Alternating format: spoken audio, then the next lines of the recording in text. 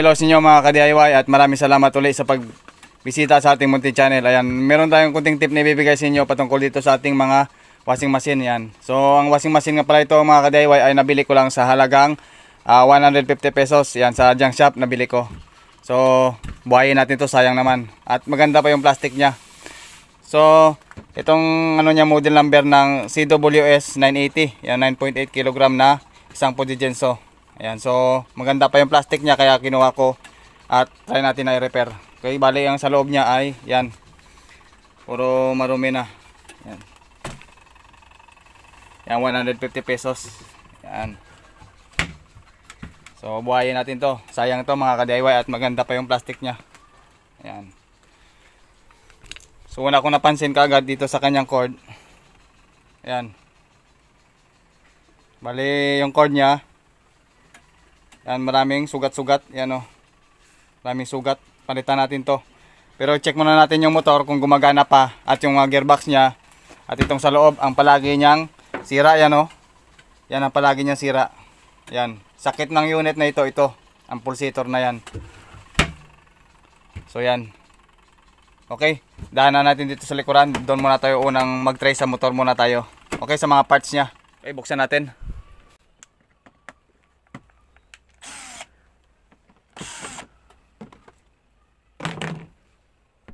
So ayan mga ka-DIY, bali pag bukas natin, walang nakalagay na, wala na siyang belt. Ayan, bali kinuha natin yung belt nito. Tapos wala din siyang kapasitor. Ayan o.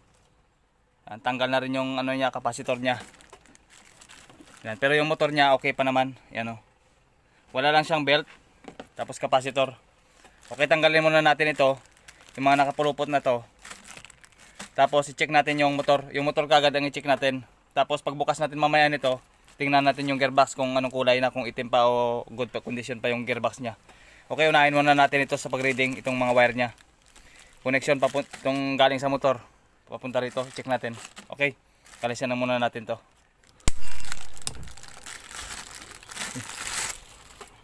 Tabi na muna natin. Kapag ganito mga ka-DIY, basta't may dalawang putol na ganito, ibig sabihin lang yan, kapasitor yan. Kahit hindi na natin tingnan. Okay. So ito yung wirings na galing sa motor. Ito. Yan, ito siya. Yan o. Yan. Ito yung papasok sa motor. Ito yan yun. Yan. Ito. Dito yan, dito sa motor galing yan. Itong wire na ito. Yan. Sundan natin yan. Tapos dito tayo mag-reading.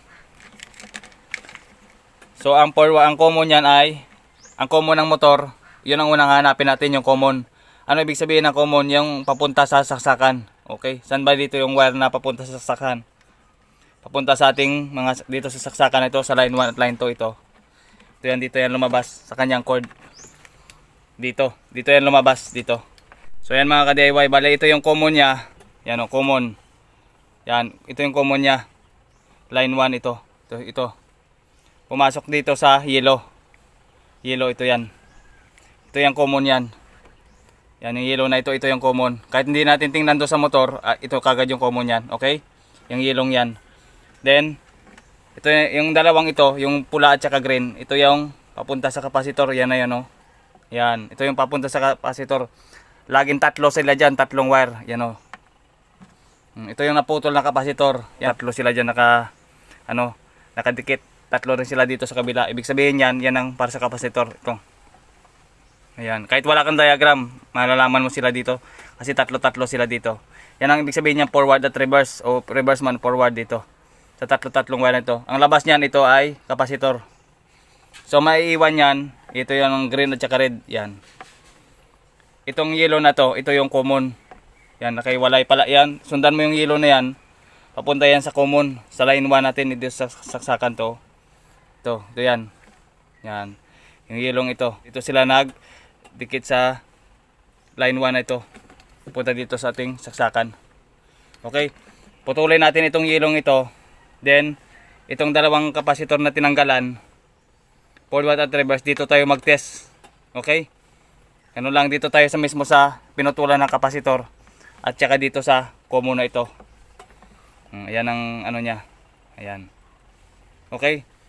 Cut natin to. Then balatan natin itong dalawang kapasitor at i-test natin sa tester. Okay? Cut natin itong common.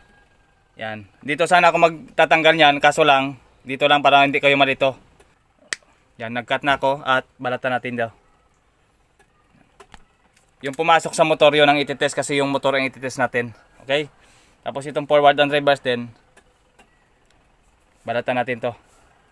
Tulin mo natin. Tinanggal na siguro nila yung kapasitor at saka yung ano nito para mapakinabangan pa nila. Okay? So ayan na. Dito tayo magsisimula ngayon sa common. Kuha tayo ng tester. Okay, set natin sa times 10. Okay, times 10. Then i-zero natin yung ating tester. Okay. Zero natin. And then bitawan. Ayan. Yung isang probe, ilalagay natin to sa common dito. Okay. Ayan. Ilalagay natin sa common. Then yung dalawang capacitor na ito na pinutulan, dito tayo mag-test ngayon. Check natin sa isa. Dito muna. So nag-reading tayo ng 2.5. Ayun. Na, nakita mo ba? Nakita ba? Ayan o, 2.5.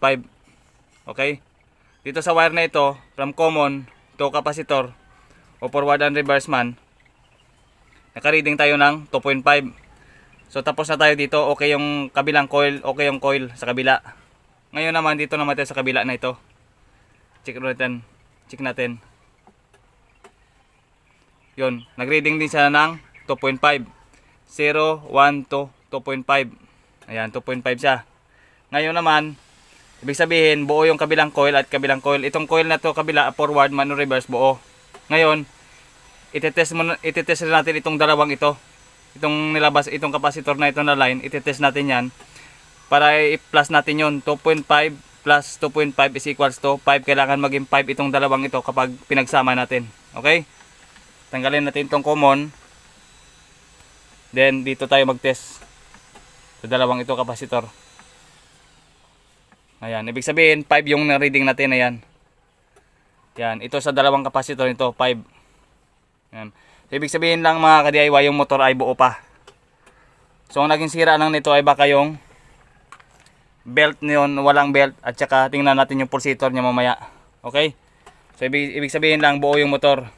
Itong saksakan niya, yan, palitan natin itong cord niya para mai-testing natin mamaya. Okay, kuha ko ng cord. Pero yung motor buo na yon mga ka-DIY, doon pa lang sa pag-test. Okay? Ipapaikot lang natin mamaya at testing natin. Okay? Okay mga ka-DIY, putulin natin muna ito. Yan, iayusin ko lang mamaya. Bali, putulin natin tong ano niya, saksakan. At maglagay tayo ng panibago. Ayan. So para may testing lang muna natin. Balatan natin. Then i-testing. So nagkuha ako ng panibagong cord. Okay, lagyan natin ng cord. Pang testing lang natin to. So yan, ito na yung cord na yan. Bali yung luma, pinutol na natin. Pinalitan na natin na medyo maganda. Okay, bali ayusin ko pa ito, hindi dito. Dito ko ilalagay yan mamaya. Para dito pang testing lang naman. Okay. At lagyan natin ng tape mamaya yan. Yung motor naman okay naman. Ayan o. Pre-play pa naman yung motor. At saka kapag alugin mo dito sa shop niya, dito sa shafting niya, pag inalog mo, taas baba. Pag inalog, wala namang kalog yung kanyang bushing. Okay pa naman yung bushing at shafting. Yan o, maganda yung play niya. Yan. Ayun. Tapos ibalik natin muna ito. Yung capacitor na ginamit sa kanya. Wait lang. Lagyan muna natin ito ng mga 10. Kasi sa ganitong unit, nasa 10 or 11, 12 ng capacitor nito. Hindi ko pa natitingnan kasi nandun yung kanyang yung capacitance niya sa loob dito. Sa sticker niya nakalagay kung anong capacitor na ginamit sa kanya. Pero testing ko muna siya sa mga 10 UF or 11 UF. Okay, kabitan ko muna ng capacitor ito. Dalawa. Then ibalik muna natin itong common, itong pinutol natin. Ito. Balik muna natin yan. Tapos lagyan natin ng capacitor. Dahil tinest na natin yung motor, okay naman. At saka ginalaw natin ito, pre-play naman. Ayan. Kapag nag-tester kayo, nakulang dito sa linyang ito, walang pumalo, ibig sabihin may puto sa loob nyon. May putol yon. nakapag-upload na ako ng video yan kung paano i-repair yung may mga putol. Okay? Ngayon, lagyan muna natin ng kapasitor at ibalik natin yung common na ito. Dahil naglagay na tayo dito ng panibagong saksakan. Yan, pan-testing na naman ito. Okay, lagyan muna natin ng kapasitor. Mamaya, titingnan natin kung anong kapasitor na ginamit sa kanya dahil i-match natin mamaya yung kapasitor sa motor. Para hindi masunog yung ating windings o motor natin. Okay, kuha muna ako ng bagong kapasitor. So ito mga ka-DIY, bali meron tayong kapasitor 11/3, ibig sabihin dalawang kapasitor ito dito. So ang isa dito ay 3UF, ang isa naman ay 11. Yung 11UF mga ka-DIY, yun ang gagamitin natin dahil yun ang para sa kapasitor, para sa wash motor. Okay, ang 11 ito. Ang 3UF ito. So yung 11 ang gagamitin natin, pang testing natin. Kapag gumana itong motor, dahil tester natin, okay naman sa tester. Pag umikot ito ng forward, ibig sabihin buo. Kapag umikot ng reverse, buo. Kasi yung forward at reverse na pag-tester natin doon ay okay naman. Ngayon kung isa lang yung umikot, ibig sabihin pati yung timer nung sa itaas, sira yon. Okay? Yun ang, kahit tumutunog yung timer, sira pa rin yung kabilang side nun. Yan ang madalas na sira din sa washing machine. Na minsan buo yung buo yung ating motor pero isa lang yung ikot. Yan, kahit gumagana yung timer sa itaas, maaari pa rin i-check natin yon. Yan, sa pagkakataon ito, tingnan muna natin kung gumagana ito. Okay, kabit na natin dito sa dalawang yellow na ito yung kapasitor. Pero yung isa na nating pinutol kanina ito, binalik ko na. Ayan. So itong dalawang yellow, lagay natin sa kapasitor. Ayan. So ang kapasitor na may walang polarity or walang positive, walang negative. Okay, ilalagay muna natin dito. Ayan. So hindi ko nakita kung saan ko nalagay yung tape ko kanina. Nagmamadali na ako kanina, hindi ko na makita yung tape. O yan na siya mga ka-DIY, yan. Okay, bali ang kapasitor kasi na ito ay dalawa. Ito ay bakantin muna ito. Kasi ito sa twin tab ito na kapasitor. Pwede naman yan. Yan, pan-testing na natin. At saka open lang muna. Kapag kayo, lagyan nyo lang ng tape kapag kayo magdi-DIY sa bahay. Okay? Start muna natin at testing natin doon sa itaas. Ikot natin yung timer. Okay? So ayan mga ka-DIY, bali nilagyan ko yung kapasitor ng rubber tape mo. Nakalimutan ko kung saan ko nalagay yung electrical tape. Rubber tape yung muna yung ginagamit. Pero mas maganda rin ng rubber tape. Ito. Yan, nilagyan natin ng tape. Pati yung saksakan niya. Yan, pati yung common nito, nilagyan ko rin. Then, check natin yung timer sa itaas. Dito. Ikutin muna natin yung timer. Yan. Naririnig nyo. Yan, tumutunog yung ating timer. Ibig sabihin yan, good yan. Pag tumutunog yung timer. Yan, tingnan natin yung motor. Ayun. Yan, umikot yung motor. So, ibig sabihin, good pa yung motor nito. Yan. Okay, nagpo-forward siya at nagre-reverse siya. Yan. Yan. Ibig sabihin lang mga ka-DIY, may problema pa ito. Bakit nila tinapon? Check natin to. Doon sa itaas. Okay, sa pulsator niya. Okay, dahil ang unit na ito ay palaging sakit ay pulsator. Okay, check natin doon sa itaas. Ngayon, lagyan muna natin ito ng belt at tingnan natin ito sa loob. Okay, maghahanap muna ako ng belt nito. So ayan mga ka-DIY, bali meron na tayong belts. Ayan o. Yan, nilagyan natin siya ng bagong belt. So meron naman akong kumasyang belt dito sa aking mga stocks. Yan. So gawin natin, paikutin natin ito mga ka-DIY. So tanggalin muna natin itong mga nakaharang sa itaas. Okay, bali nilagyan natin. Yung sizes nga pala ng belts ay dito yan, na matatagpuan. Pag bumili kayo ng belts, marami sa online, yan o. Yan, M28, mga ganyan. Yan ang sizes ng belt. Sa online, marami sa Shopee at Lazada. Available. Mura at marami. Okay? Tanggalin muna natin ito at paikutin natin. Okay, kanina nagpo-forward at reverse. Tingnan natin sa itaas kung gumagana yung kanyang pulsator. Okay? So ayan mga ka-DIY, bali nakalabas lang muna yung wirings niya. Kung magte-testing kayo, kailangan na kayo yung mga wirings niya ay nakalabas lang. Okay, ganito. At saka on natin. Okay, naka-on na tayo. Ayan, so on natin yung timer sa itaas. Ito. Ayan. So gumagana siya. Okay. Yun. Bali may forward siya at reverse. Yan, ibig sabihin lang good yung timer at good yung motor. Pagdating dito sa itaas, yun. Yan, umiikot naman siya pero pag pinigilan mo ng kamay, hindi kaya. Yan.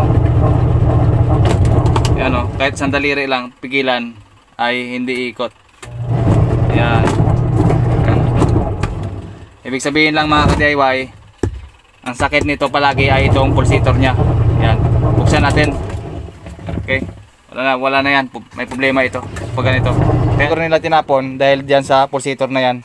Okay, tanggalin muna natin yung takip nito. Huwag muna natin. Okay. Tanggalin natin yung takip. Okay, gumamit lang ng flat screwdriver na maliit dito. Tanggalin. Yan. Takip niya. Kaya tinapon ito ng may-ari siguro o pinakilo na lang dahil nga sakitin ito ng mga ganitong unit. Ayan. So ito yung problema niya. Yan o, bilog na. Tignan nyo, bilog na. Yan. Nabilog na yung plastic niya. Yun. So dapat gawin dito mga ka-DIY ay welding. Ito hindi naman bilog. Ayan o. Ayan. Square. Ayan, square siya na maliit. Ayan. Weldingin natin muna ito. Okay. Tanggalin muna natin yung gearbox na ito mga ka-DIY. Kalasin natin itong gearbox na ito. Kalasin natin to. Tanggalin natin. Tsaka padaanan natin ito ng welding. Okay. Buksan muna natin. Tanggalin muna natin yung mga screw dito sa ilalim. Buksan dito. At saka patumba na lang natin. Okay. So yan mga ka-DIY, bali meron pa siya isang pirasong screw dito sa ilalim. Mismo dito. Ayan. Then sa gilid meron yung dalawa sa likod. Okay, tanggalin natin. Yan, huwag nyo kalimutan pala kanina dito sa may drain. Dito sa may drain niya yung tali, yung cable niya sa drain. Pinakatali niya yung naghumugot ito sa drain. Hindi ko kanina na paliwanag. So tanggalin nyo na lang dito yung tali. Okay. Okay. Yan. Tanggalin muna natin tong screw. Itong screw niya tanggalin sa gearbox. Then yung gearbox niya okay pa naman. Ito makapal pa itong ano niya, pulley. Makapal pa at saka hindi pa maitim itong ano niya. Pag maitim ito ibig sabihin madaling masira yung motor mo kasi malamang tumatagas at minsan nasira itong motor niya. Yan, so tanggalin muna natin ito. Okay.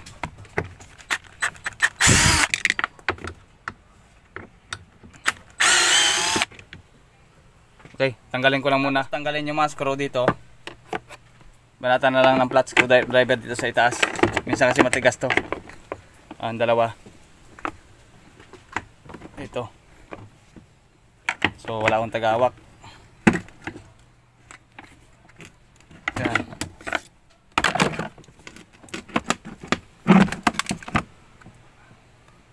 Ayan na.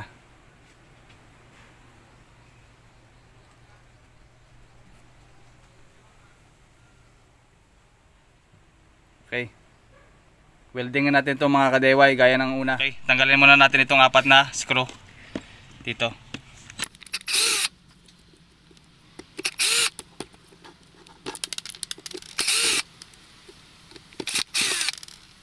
Okay, patapos na matanggal, biyakin dito sa gitna. Yan o. Ito, biyakin to. Okay.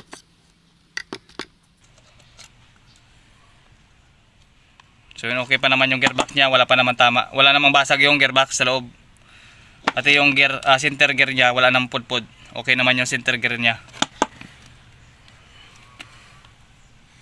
Then kalasin itong ano na ito, itong circle clip. Ito siya. Tanggalin natin yan. Okay. So ayan siya mga ka-DIY oh. Yan. Kaya tinapon nila ito. Yan. Yan, umikot. Ayan, ang sakit yan, umikot. Yan, ito, maluwag. Maluwag na siya. Dito. So gagawin natin, ito, weldingin natin to sa gilid niya, sa kanto. Yan. Itong 4 na sulok. Yan, 4 na sulok na yan, i-welding natin ito. Yan, ito. Welding natin yan. Yan. Gawin natin square. So yan, tinanggal natin yung ano, washer niya, maliit na washer at saka yung sa kanyang circle clip. Okay, then Ito, sprayan natin to ng WD-40 at saka kiskisin natin to ng airbrush. Yan. Okay, linisin na natin muna ito. Paluin natin ang martilyo dito sa itaas para lumabas ito kasi i-welding natin to mamaya. Okay,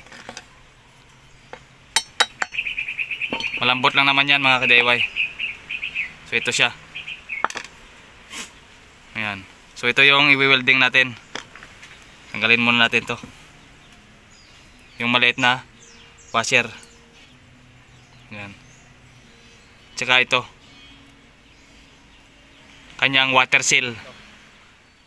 Yan, welding natin yan hanggang dito lang, hanggang dito lang paitaas ay yung bawat sulok. Okay,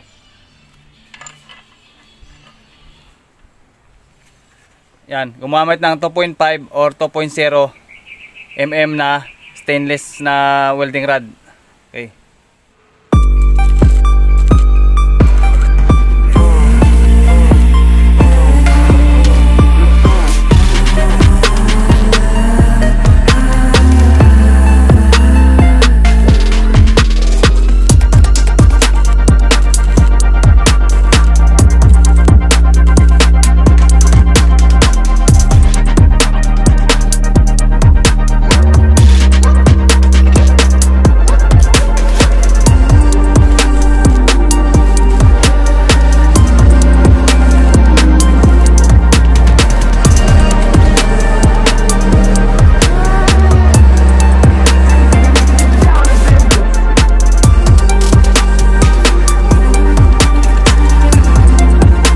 Okay, grinder muna natin.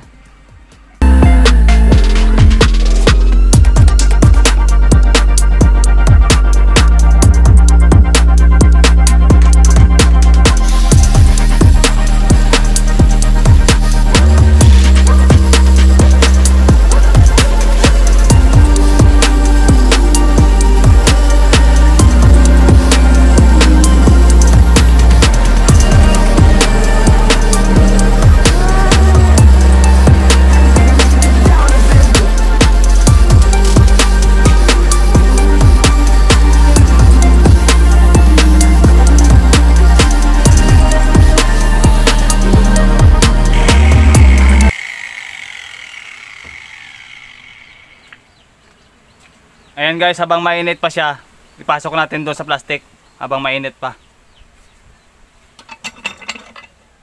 Ayan, square na siya. Ayan, nahulog pa siya. Okay, ilagay natin dito habang mainit-init pa.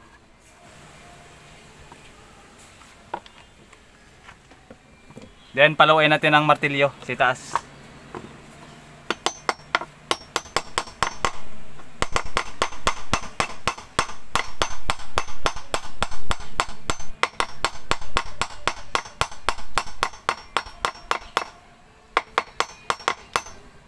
Antayin natin na lumamig.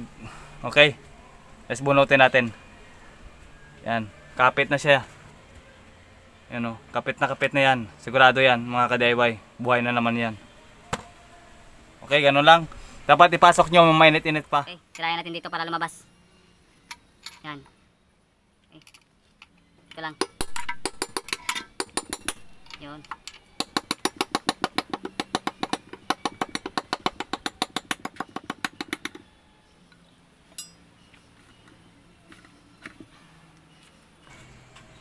Yan mga ka-DIY, oh.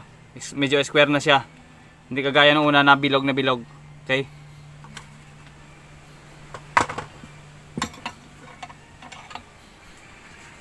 So yan na siya mga ka-DIY, oh. Okay, pwede na ito.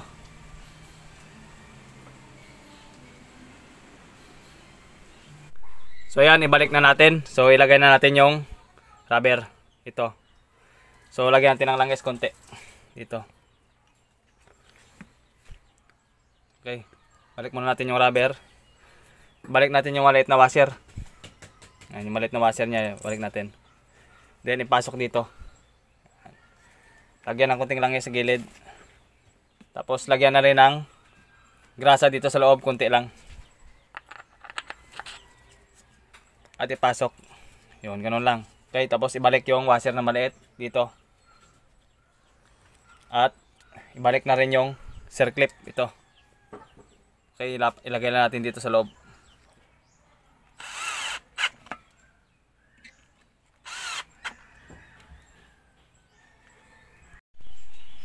Okay, salpak natin.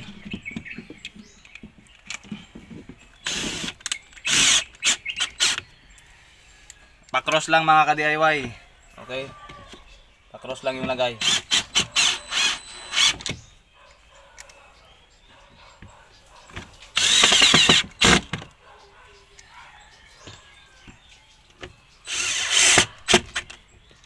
So yung ginamit na kapasitor sa kanya ay 12 UF. So hindi natin makita doon. Dito yan sa sticker niya, yan o. Yan, 12 UF yung ginamit na kapasitor. Yun ang ilalagay natin dito dahil wala siyang kapasitor. Okay, assemble mga ka-DIY, bali tapos na nating gawin. So ilagay na natin yung pulsator at saka yung kapasitor, pinalitan ko na rin na 12 UF at saka ito ilagay na lang natin yung pulsator dito. Yan sa gitna. So ang Progegen din kasi ay magandang uli ng washing machine yan. So makunat yung plastic nito. So ang kahinaan lang nito ay yung kanyang pulsator sa gitna. Yan. So ikabit na natin yon dito at saka pandarin natin. Lagyan natin ng tubig at saka yan malinis na. Yan, mukhang bago na naman siya. Yan. Ikabit na natin.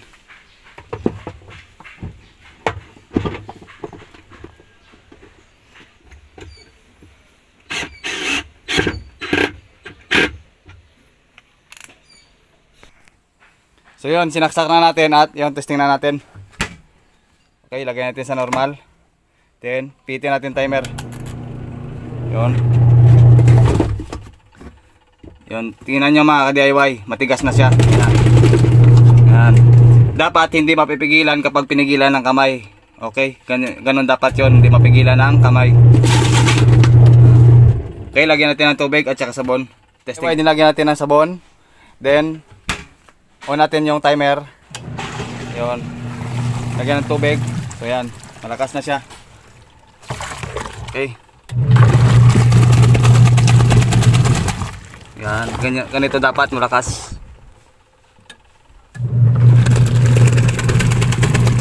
Yun. So yan mga ka-DIY.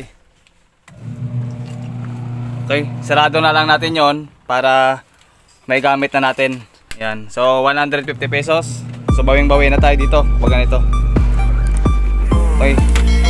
So hanggang dito lamang mga ka-DIY at kitang-kita ulit tayo sa susunod nating mga tutorial.